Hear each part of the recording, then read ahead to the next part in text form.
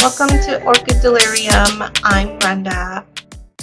I am planning on sharing my unboxing with you of an order I placed with Tropical Orchid Farms.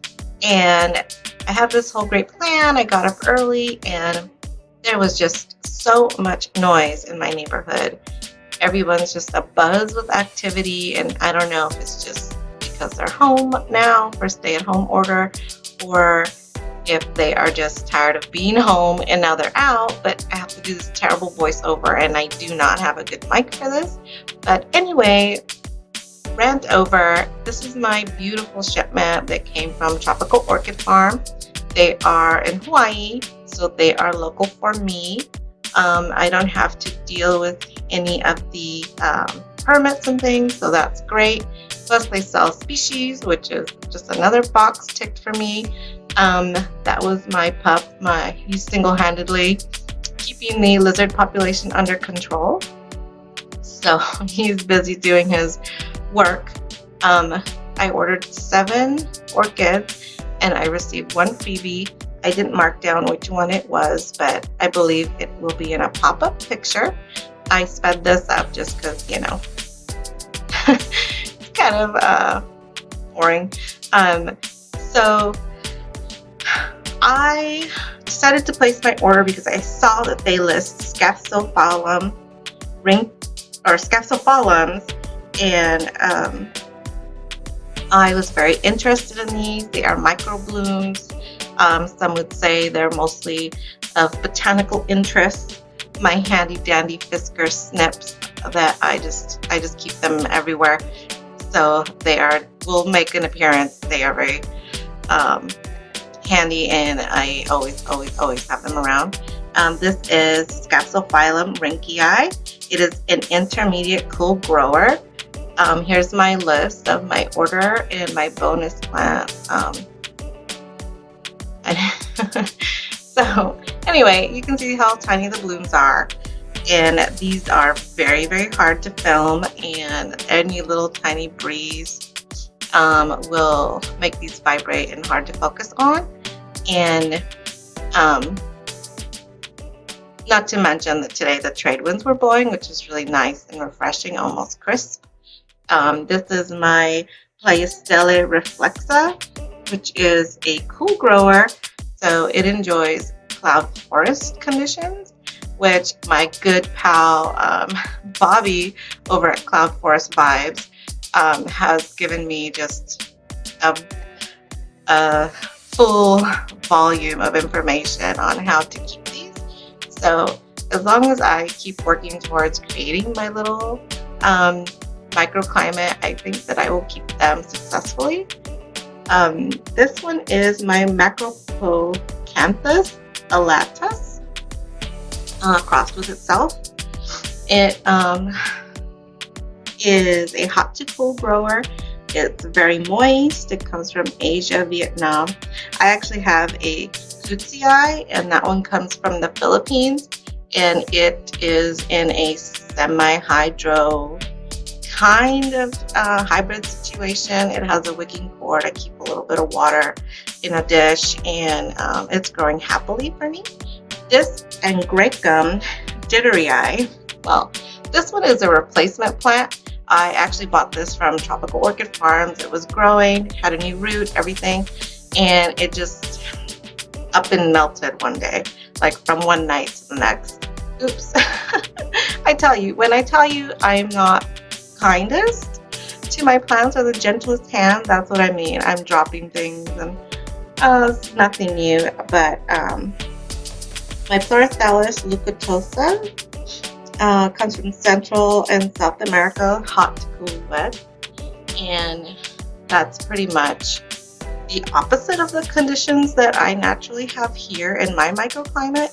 I'm very dry and arid, so I do see these as being challenging for me. But if I create conditions for one macropodanthus, I can create them for the others.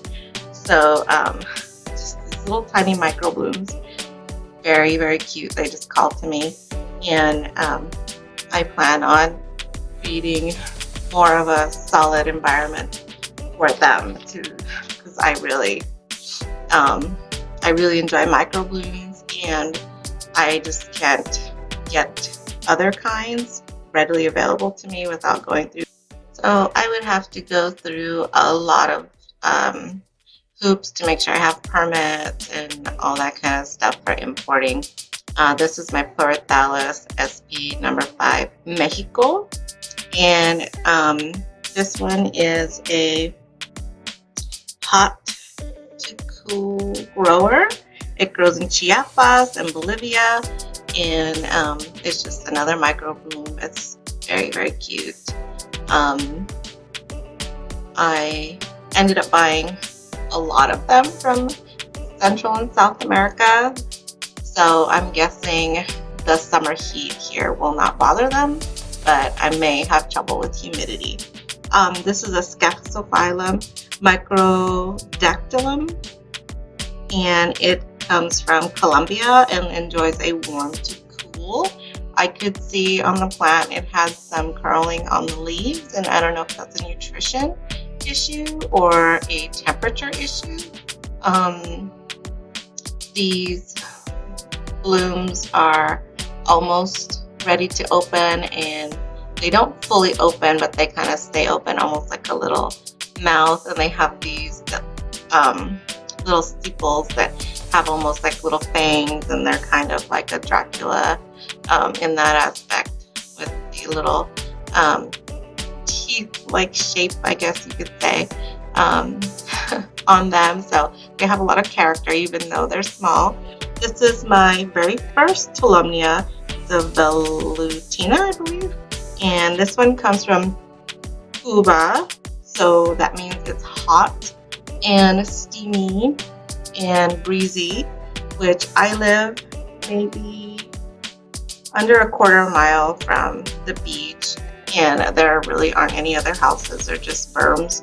So I do get a breeze. I don't know, it's not like a moist breeze, like a sea breeze. It's just, but occasionally you can taste the salt in the air. So I'm hoping that that's good enough. I just have to be careful not to water it very often. This is a Pleurothalis johnsonii, and it is native to Mexico, Guatemala, El Salvador, Costa Rica, Panama.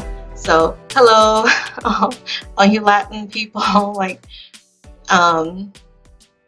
I really love this plant. I looked at the blooms online, and I don't have an image that is registered to me, so I'm not posting one, but as soon as it blooms, I will have one, and I will share it. This is a Scaphosepalum rinkenii, and this is a cloud forest grower, so it's liking more of a cool to warm.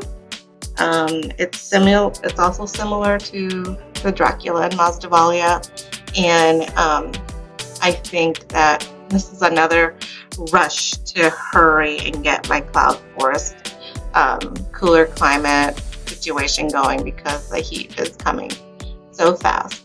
So as soon as I got finished with the unboxing, I got some pure RO water. I added just like a dash of seaweed and a dash of CalMag, which is something that I normally do. And normally I let them soak from the day that I open them to the next day.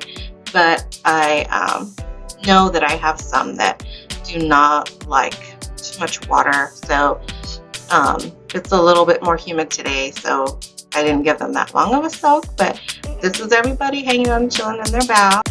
Thank you so much for hanging out with me. Talk to you later. Bye.